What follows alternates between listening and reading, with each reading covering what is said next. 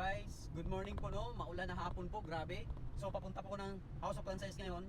I-claim ko lang yung mga previous ng mga OFW nag-avail sa amin na through online. Yan, congratulations po sa inyo. At saka dito naman sa Pilipinas po, may mga nag-avail din, kahit saan sulok.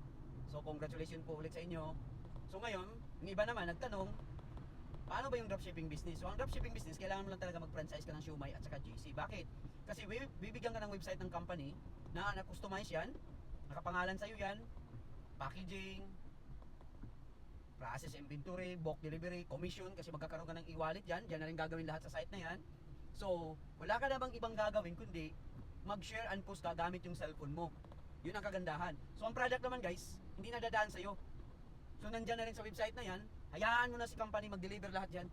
So, abangan mo na lang sa e-wallet mo by Tuesday, papasok yung commission mo, in-cash mo, tapos makukuha mo by Saturday.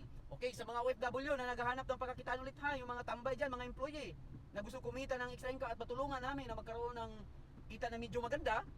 So, comment kayo or meet nyo ako sa House of Franchise sa Shaw Boulevard, San Antonio, Pasig City para maituro namin sa inyo ng step by step. Huwag kayo mag-alala, sa umpisa hindi nyo alam, simulan din po tayo, nung nag-umpisa din kami, hindi po namin alam, pero ang kagandahan na ngayon, napakadali na lang gawin kasi online na lang po siya. So, guys, ingat po tayo sa mga scammer ha, daming nag-i-scam po ngayon ha na naglalabasan ng dropshipping business. Pero yan sila, hindi po yan sila mga franchise, kaya be careful po kayo.